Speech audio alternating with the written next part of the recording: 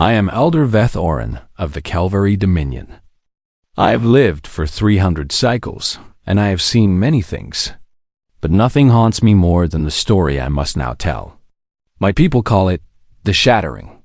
It is the day we learned that we were not the greatest hunters in the universe. It is the day we met humanity. 100 years ago, the Calvary Dominion ruled 47 star systems. We had conquered 12 species. We had never lost a single war. Our ships were fast. Our weapons were powerful. Our soldiers were tall and strong, bred for battle across 1,000 generations. We believed that nothing in the galaxy could stand against this thought. Then our scouts found a small blue planet at the edge of an unremarkable star system. The planet was called Earth.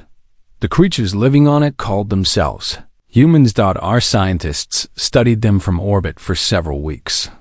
They sent back reports that made our military leaders laugh. The humans were small and soft. They had no claws, no fangs, no natural armor. Their technology was primitive.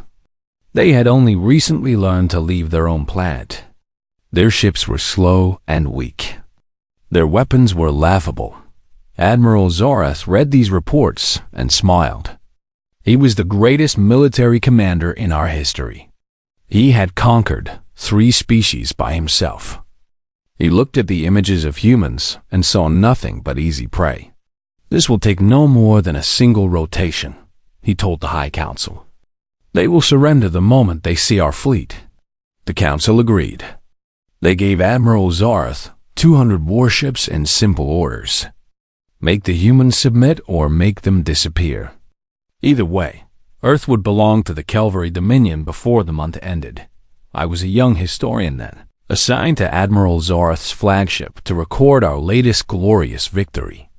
I remember standing on the observation deck as our fleet dropped out of faster-than-light travel above Earth. The planet was beautiful. Blue oceans, green lands, white clouds. It looked peaceful.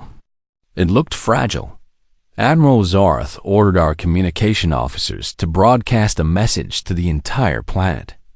The message was simple. The humans had 72 hours to surrender unconditionally. They would hand over their governments, their resources, and their freedom. In exchange, we would allow them to live as servants of the Dominion. We expected panic. We expected chaos. We expected their leaders to fight among themselves before crawling to us and begging for mercy. Instead, we received a single response. A human female appeared on our screens. She was small, even by human standards. Her hair was brown and cut short. Her eyes were calm. She wore simple clothes, not armor, not a uniform. She looked like nothing special at all. Her name was Katie Morrison. She was Earth's chief diplomat. She spoke in a clear, steady voice, and her words were translated for us instantly. "People of the Calvary Dominion," she said, "we have received your message. We understand that you are powerful. We understand that you have conquered many worlds. We do not wish for war. We have seen enough war among ourselves.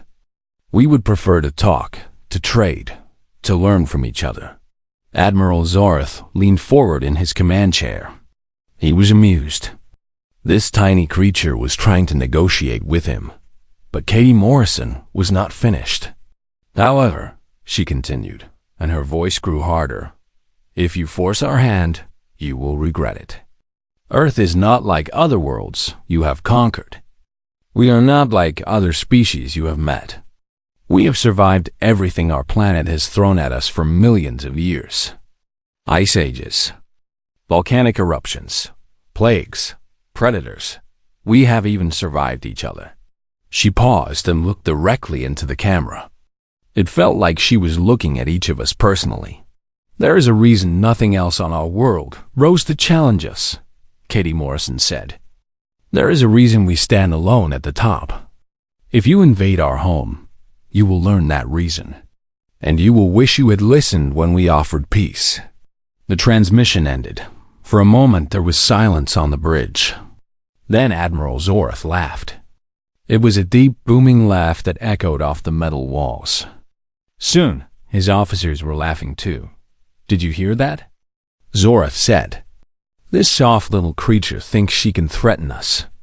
She thinks we should be afraid of them." He shook his head. "Record this moment, historian. Record how the humans tried to frighten the Calvary Dominion with words. I recorded it. I recorded everything. I wish now that I had not." Admiral Zorath gave the order. The invasion would begin at dawn, Earth time. 3 massive assault groups would land on 3 different continents. Our soldiers would sweep across the planet like a wave. Any humans who resisted would be killed. Any who surrendered would be taken as slaves. Simple, clean, efficient. That night, I could not sleep. I kept thinking about Katie Marsden's eyes. There had been no fear in them. When we threatened her entire species with destruction, she had not blinked. She had not trembled. She had warned us, calmly and clearly, as if she knew something we did not. I told myself I was being foolish. We were the Calvary. We were the greatest hunters in the galaxy. What could these soft, small creatures possibly do against us? I would learn the answer soon enough. We all would. The next morning, our dropships fell through Earth's atmosphere like metal rain. Thousands of Calvary soldiers, the finest warriors in the Dominion, descended upon humanity's home. They expected a quick victory. They expected surrender. They expected to return as heroes. None of them knew that they were falling into the den of the most dangerous predators the universe had ever created. None of them knew that the hunters were about to become the hunted. And none of them, not a single one, knew that the Calvary Dominion had only days left to live. The shattering had begun. The first reports from the surface made no sense to us. Commander Velshar was one of our finest soldiers. He had fought in 6 campaigns and won every single one. He landed his battalion in a region the humans called Montana. It was a place of mountains and forests and wide open plains. Our scans showed a small town of only a few hundred humans. Velshar had 3,000 soldiers under his command.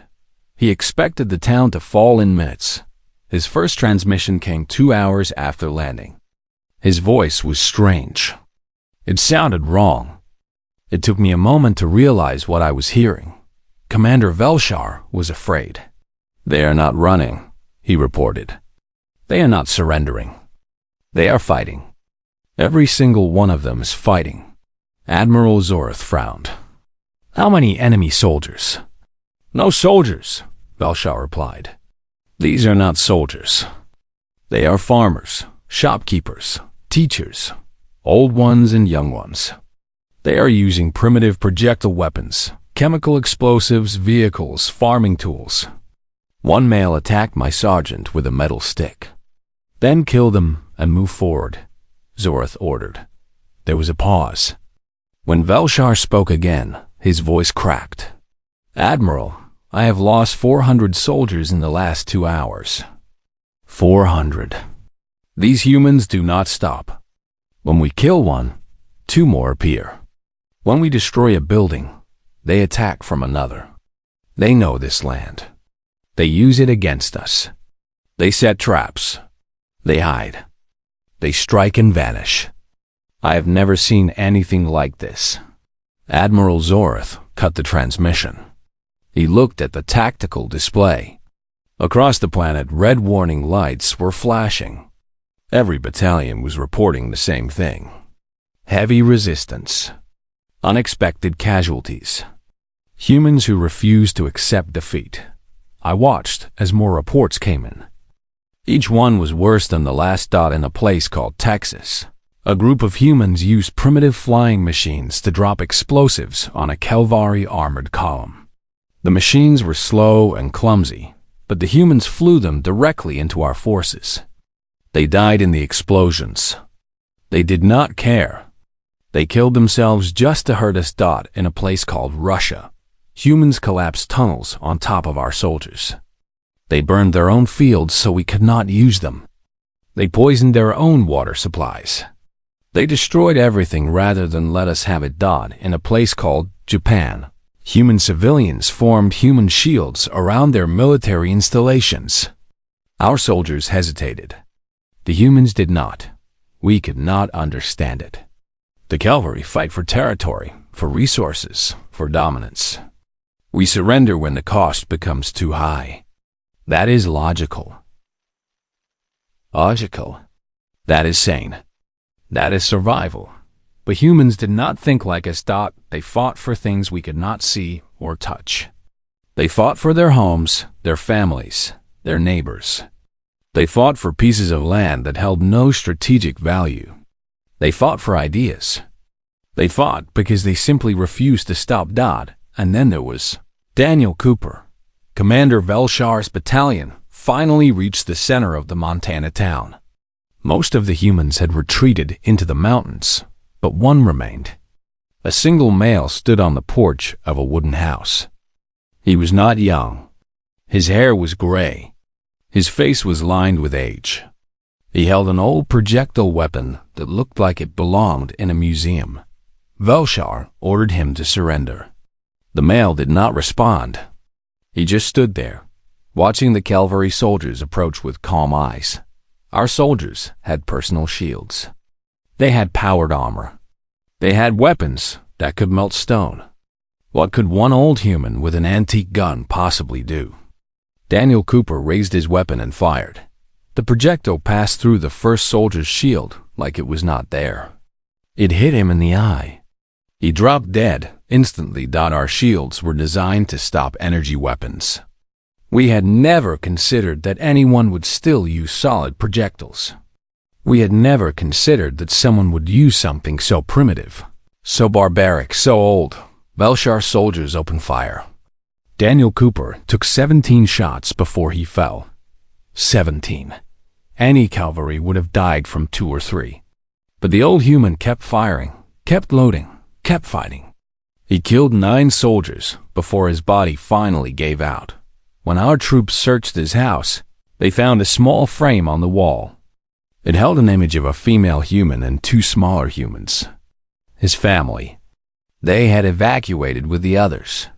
Daniel Cooper had stayed behind to buy them time. He had traded his life for theirs. Without hesitation, the battle for that small town lasted 6 hours. 6 hours for a place with no military value, no strategic importance, no reason to exist. When reinforcements finally arrived, they found 80% of Velshar's battalion dead or wounded. The humans had vanished into the mountains. They left behind nothing but bodies, burning buildings, and traps that killed another 200 of our soldiers over the next 3 days. Commander Velshar survived the battle, but something in him had broken. I saw him later on the flagship. He sat alone in the corner of the medical bay, staring at nothing. "They are not afraid to die," he whispered to me. "They are not afraid of anything. What kind of creatures are not afraid to die?" I had no answer for him. None of us did. Across the planet, similar stories repeated. Humans fighting impossible odds. Humans sacrificing themselves for others. Humans turning every city, every town, every village into a death trap. We had expected to conquer Earth in a single day. By the end of the first week, we had lost 30,000 soldiers, and the humans were just getting started. Admiral Zorath demanded answers. He raged through the corridors of the flagship, shouting at officers and scientists alike. How could this be happening? How could primitive creatures with inferior technology be defeating the greatest military force in the galaxy? He summoned his chief xenobiologist, a female named Shethra, and ordered her to explain. Shethra had spent the past week studying everything the Dominion knew about humans. She had analyzed their biology, their history, their psychology.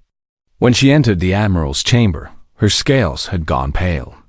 That was a sign of deep fear among our kind. "Admiral," she began, "I must tell you something. We made a terrible mistake. Earth is not what we thought it was." Zorath glared at her. "Explain." Shethra activated a holographic display. Images of Earth appeared, but not the peaceful blue planet we had seen before. These images showed fire, ice, storms, and death. Earth is a death world, Shethra said. It is one of the most hostile environments we have ever encountered. The planet experiences constant geological activity, earthquakes, volcanic eruptions. The climate shifts between extreme heat and extreme cold. Massive storms sweep across the surface regularly. Deadly radiation bombards it from its own star. Admiral Zorath said nothing. His eyes were fixed on the display. The Calvary evolved on Kethros Prime, Shethra continued. Our homeworld is a paradise. Stable climate. Few predators. Abundant resources. We became strong because nothing challenged us. We had time to grow and develop. She changed the display. Now it showed images of Earth's creatures. Predators with massive teeth. Venomous insects. Diseases that could kill millions. Humans evolved in the opposite conditions. Everything on their world tried to kill them. Everything. They were not the strongest creatures. They were not the fastest. They had no natural weapons. By all logic, they should have gone extinct millions of years ago. But they did not, Zora said quietly. No, Shethra agreed. They did not.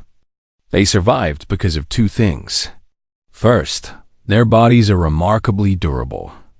They can heal from injuries that would kill any Calvari. They can function while in extreme pain. They can survive in almost any environment. Their endurance exceeds every species in our records. She paused. The next part was clearly difficult for her to say. Second, and more importantly, humans are pursuit predators. Zorath frowned. Explain.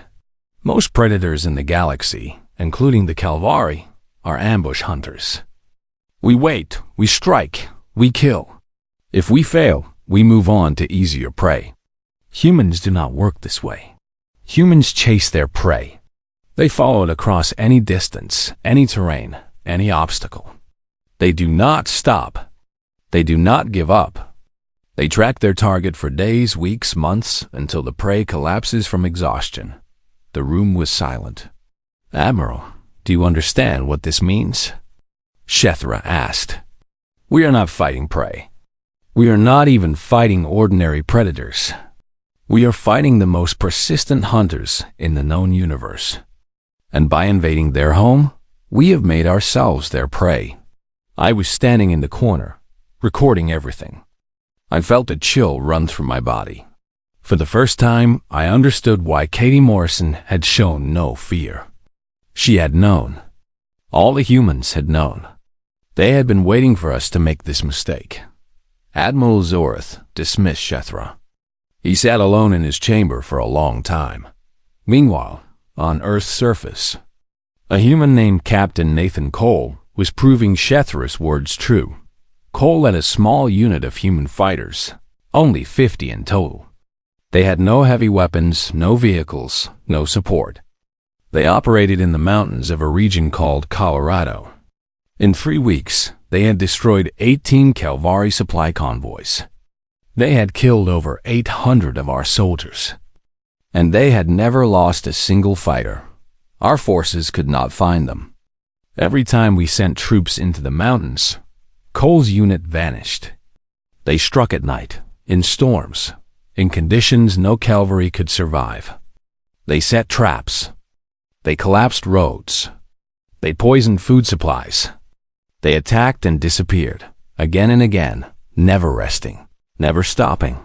Then Cole did something unexpected. His unit captured a cavalry officer named Tarek. Tarek was young and frightened. He expected to be tortured, killed, eaten perhaps. The rumors about humans had grown terrible by then. Instead, Cole treated Tarek's wounds. He fed him. He gave him water and blankets. He sat with him and talked, using a translation device. I do not understand, Tarek said. Why are you being kind to me? I am your enemy." Cole shook his head. "You are a soldier following orders. That does not make you my enemy. That makes you someone else's tool." He released Torek 3 days later. Before letting him go, Cole gave him a message for Admiral Zorath. "Tell your admiral that we can do this forever. We have been fighting wars since before your species learned to walk upright. This is what we are. This is what we do. Every human on this planet will fight until their last breath, and when they die, their children will continue fighting. Can your people say the same?" Torek delivered the message. I watched Admiral Zorath's face as he listened. Something changed in his eyes. It was small, barely visible, but it was there. For the first time, Admiral Zorath looked uncertain that the hunters had realized the truth. They were no longer hunting. They were being hunted. 3 months passed. 3 months of blood and fire and death.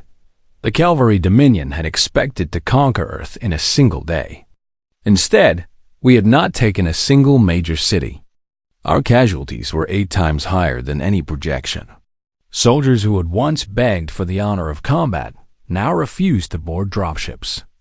They would rather face execution than return to Earth's surface. The stories had spread through the fleet like poison. Tales of humans who kept fighting after losing limbs. Tales of humans who smiled as they died, knowing they had taken Calvary with them. Tales of human children throwing rocks at armored soldiers, screaming defiance until the very end. Our soldiers called Earth the hungry world. They said the planet itself was alive, that it wanted to devour us, that the humans were simply its teeth. Admiral Zorath was no longer laughing. He had lost weight. His eyes were sunken. He spent hours alone in his chamber, staring at tactical displays that showed nothing but failure. Finally, he made a decision.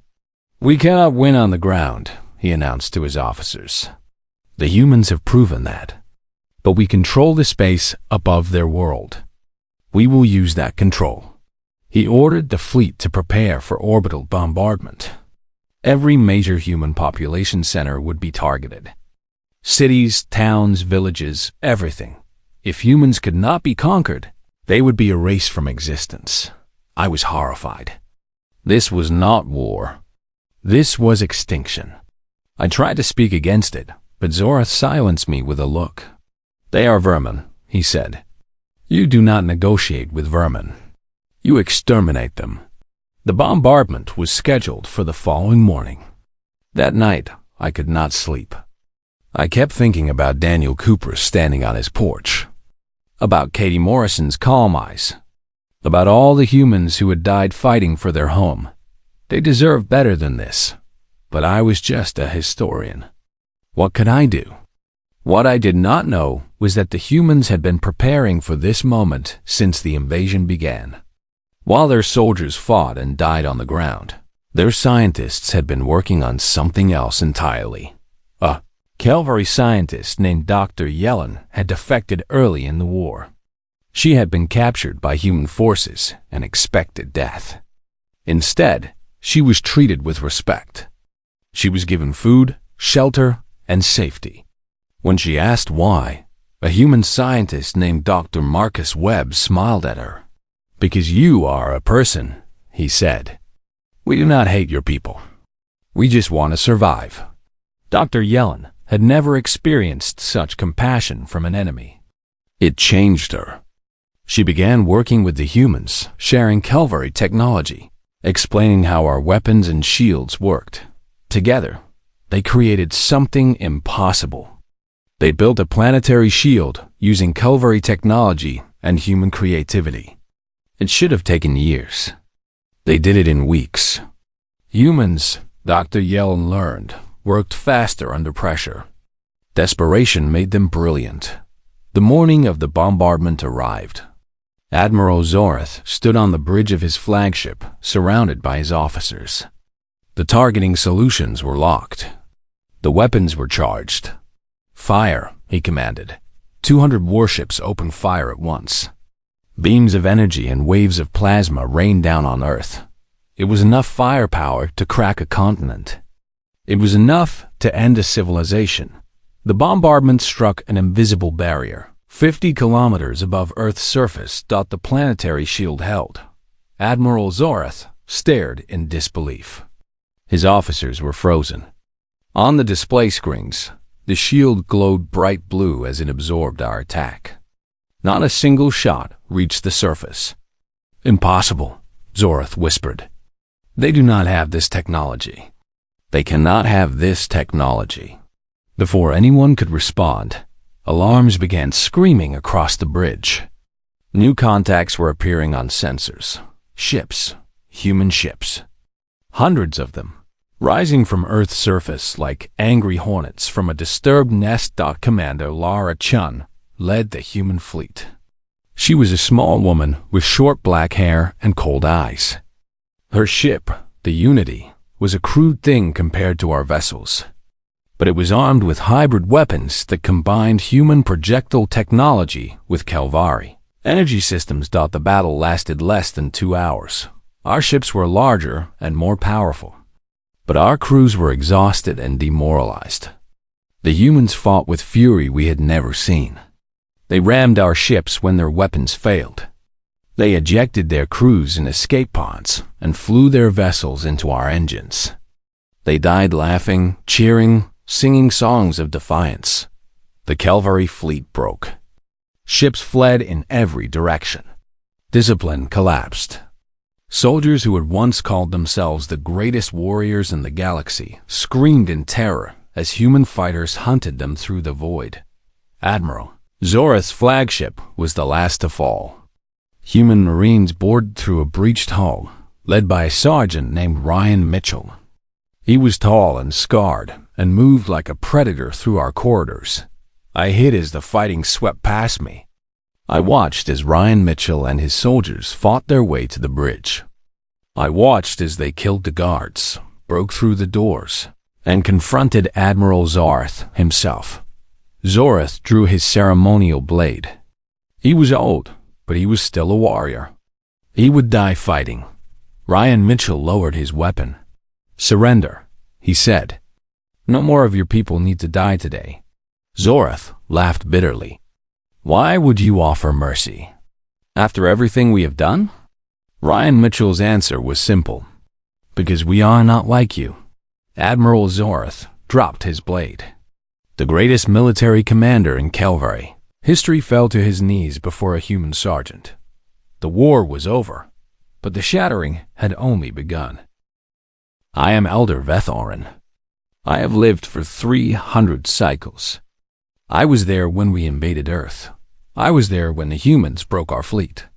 And I have spent the last 100 years watching everything that came after. The Calvary Dominion did not survive the war. Our fleet was destroyed. Our military was shattered.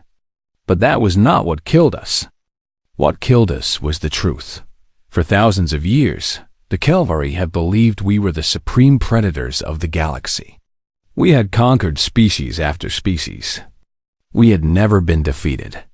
Our entire civilization was built on the belief that we were the strongest, the fastest, the deadliest creatures in existence. The humans proved that belief was a lie.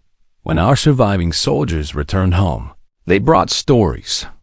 Stories of soft creatures who fought like demons. Stories of prey that became predators. Stories of a species that did not know how to surrender, did not know how to quit, did not know how to accept defeat. These stories spread. They infected our people like a disease. Young Calvari who had grown up believing they were destined to rule. The stars now learned that there were creatures who could defeat them.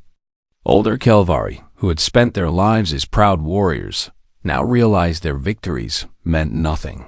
The psychological damage was catastrophic. Within 5 years of the war, suicide rates among Calvary military personnel increased by 400%. Recruitment dropped to almost nothing. Entire battalions refused to deploy. Our conquered species sensed our weakness and began to rebel. The Dominion collapsed within a decade. Not because humans invaded us. Not because they sought revenge. They had every right to destroy us, to burn our worlds, to do to us what we had tried to do to them. But they did not. This is the part of the story that still haunts me. This is the part that shatters everything I thought I knew about the universe. The humans helped us. 6 months after the war ended, human ships appeared in Calvary space. We expected weapons. We expected death. Instead, they brought food, medicine, engineers, teachers. Katie Morrison, the same diplomat who had warned us at the beginning, led the reconstruction effort personally. She was older now, her hair turning gray, but her eyes were the same, calm, steady, unafraid. I spoke with her once on the ruins of Velshar's homeworld. The city had been destroyed during the rebellions that followed our defeat. Thousands of Calvary were starving. Why are you helping us? I asked her. We tried to enslave your people. We tried to exterminate you. We killed millions of humans. Why would you show us mercy? Katie Morrison looked at the ruined city around us. Human workers were distributing food to Calvary refugees. Human doctors were treating Calvary wounded. Human engineers were rebuilding Calvary homes. Because we know what it means to be shattered, she said. Our history is full of wars, of hatred, of destruction. We have done terrible things to each other. We have nearly destroyed ourselves many times. But we always found a way to rebuild. We always found a way to forgive. She turned to look at me directly. The universe is cold and empty and cruel, she continued. If we do not help each other, no one else will. Your people made a mistake. A terrible mistake. But you are not evil. You are just young. Young species make mistakes. The question is whether you learn from them. I did not know what to say. No conquered species had ever shown us kindness. No defeated enemy had ever offered help. This was not how the galaxy worked. This was not how anything worked, but it was how humans worked. Over the following decades, humans helped rebuild not just the Calvary worlds, but all the worlds we had once conquered. They established schools, hospitals, trade routes, and diplomatic councils. They created alliances based on cooperation instead of domination. They taught us that strength did not have to mean cruelty. Admiral Zorath lived out his remaining years in a human prison. It was not a harsh place. He had a comfortable room, good food, and access to books. Human guards treated him with respect. When he died, 30 years after the war, a human chaplain performed his funeral rites. Commander Velshar became an ambassador. He worked with humans to establish peace treaties between Calvary and the species we had once conquered. He said it was the only way he could make up for what he had done. Dr. Yellen returned to Calvary space as a hero, not a traitor. She brought human technology and human philosophy with her. She spent the rest of her life teaching young Calvary about the species that had shown her mercy when she expected death. Captain Nathan Cole visited Calvary Prime once many years after the war. He was old by then, his hair white, his body slow, but his eyes were still sharp. He stood before a memorial that listed the names of every Calvary who died in the war. I am sorry, he said quietly, for all of it. A young Calvary standing nearby heard him. You won the war, the youth said. Why would you apologize? Cole shook his head. Because winning a war is nothing to celebrate. Every name on this wall is someone who will never go home. Someone who will never see their family again. Someone whose story ended too soon. He placed his hand on the cold stone. We did not fight because we wanted to kill your people. We fought because we wanted to protect our own. There's a difference. The Calvary word for human changed after the war. It used to mean soft prey. Now it means something different. Something that does not translate easily into other languages. The closest translation would be, those who break and rebuild. I am old now. I have seen the rise and fall of empires. I have watched species come and go. But I have never seen anything like humanity. They are terrifying in war and gentle in peace. They are capable of destruction beyond imagination and compassion beyond measure.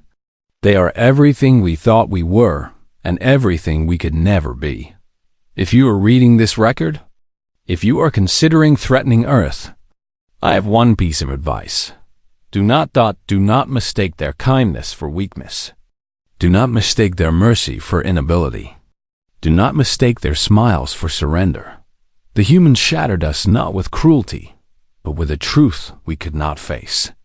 They showed us that the greatest strength in the universe is not the power to destroy, it is the choice not to. This is Elder Veth Oren, last historian of the Calvary Dominion. This is my final record. May it serve as a warning to all who come after. The humans are watching, and they remember everything.